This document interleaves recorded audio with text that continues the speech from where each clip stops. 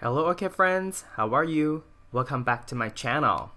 If this is your first time watching my video, my channel is all about orchids. From what orchids I have, how I grow them, my thoughts on certain orchid topics, to what orchids in my collection are blooming, etc. So if you want to follow along my orchid hobby adventure, please consider subscribing to my channel and turn on the notification. Today in this video, what we have here is a primary hybrid, and it's a cross between Bellina and Equestris. This orchid came with a tag, but the tag says it's a cross between alba form of Bellina and alba form of Equestris. When this orchid bloomed last year, I made a video. There was some discussion about maybe this orchid was mistakenly labeled because some people were questioning about, well, if it's a cross between two alba form, whether it's really possible for the outcome for the flower to have any color at all. Well, my answer to you is I don't know. We were just talking, but I thought I would throw this out here just to get it out of the way, because later in the video you're gonna see the tag again, and you're gonna probably see alba on there, like here, and question. And so I just want to make sure that I bring this up in case you wonder. Now, this orchid bloomed for the first time last year. In the container, the plastic cup it was in was only an 8-ounce cup.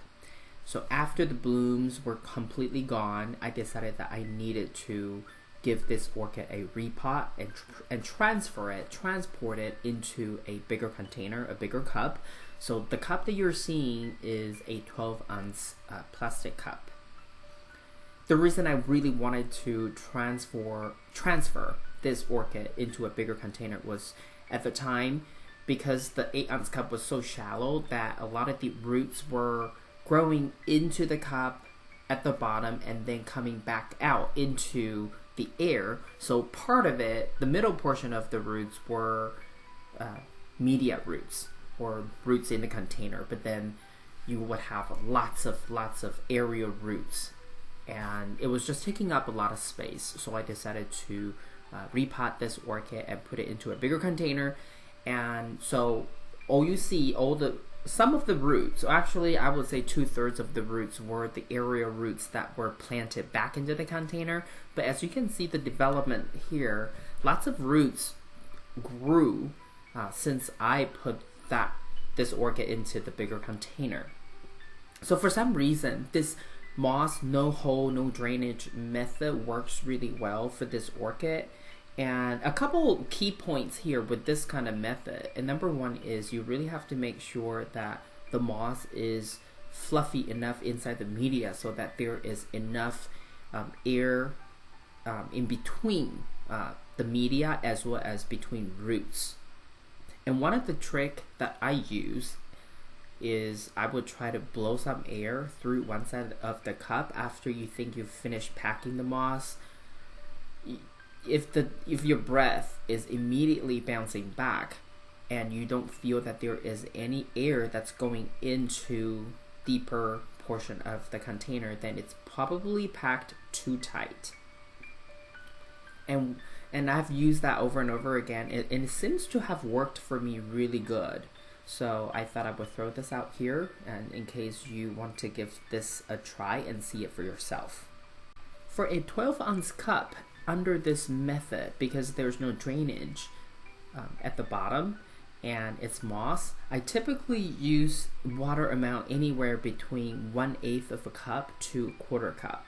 Usually I start with 1/8, and because sometimes I may have higher humidity in my grow space, or I may have lower temperature in my grow space, then I may adjust the amount. But typically it's really between 1/8 and 1/4.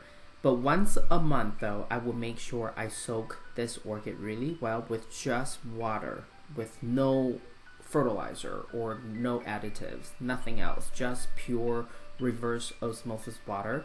And the purpose is to make sure I soak this orchid so that extra fertilizer or even just dead cells from the plant itself, and sometimes cockroaches poop smoke cockroach poop.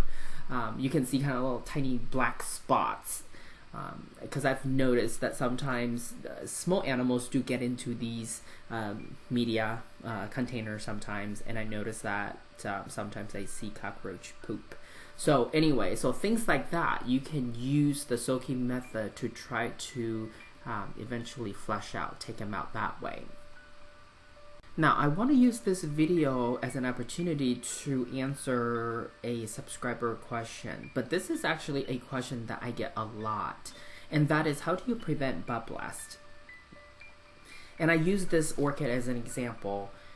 So beginning of June, it was just starting to open its first bud, but then, you know, since March to June, you know, that 2.5 months, 3 months period where the spike was developing and then it was developing the buds. Well, I had to keep quite a few, I guess, environmental conditions constant or relatively stable.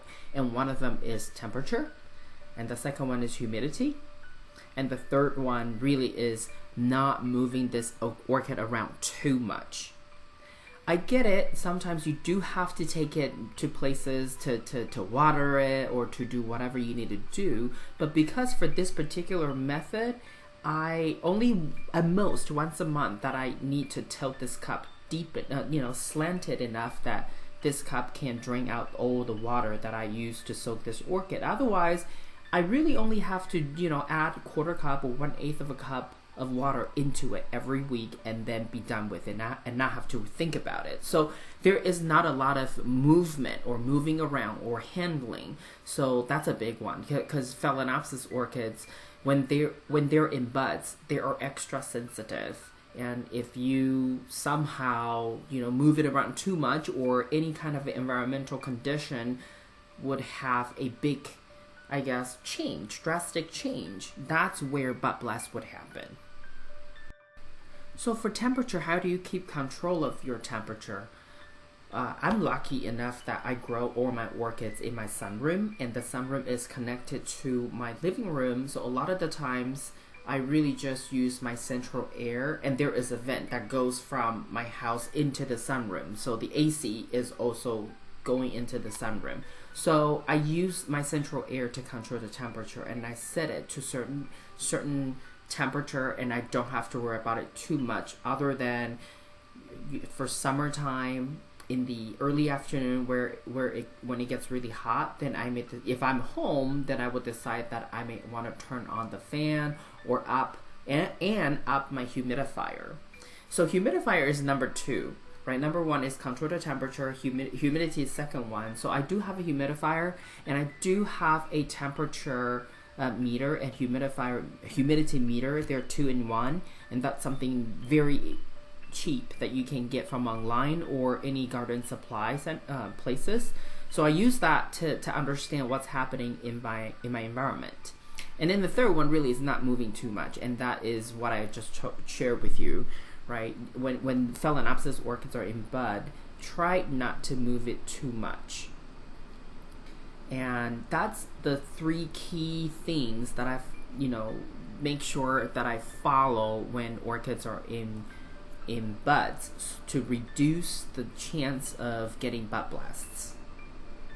There is another reason, but this reason really is more due to orchid overall health. Sometimes when orchids are in bud, but for whatever reason, your orchid has stem rot, crown rot, or root rot, your buds would blast because this orchid is stressed, and when they're stressed, they may not necessarily have enough energy to be able to continue to grow the spike or mature the buds to eventual bloom. So that's another possibility, but that is something that's more about overall orchid health versus controlling or stabilizing your environmental conditions. So that's a little different. But all of these reasons, I hope that you can take into consideration when your orchids are in buds, and try not to and follow these, and hopefully you will have more success of having full bloom. But back to this orchid, Well, it has another spike, but that spike doesn't really grow since mid-April. So it could be another spike that's just gonna look like that forever. It may continue to elongate, I don't know. But overall, I'm pretty happy with this orchid's performance this year. But hopefully as this one ages, matures, it will give us more bloom in the future. This is all I have for you today. If you like this video, please give it a thumbs up. And if you would like to get more orchid related videos from my channel, please subscribe and turn on the notification. I want to wish you happy growing, and I will talk to you in my next video. Ciao!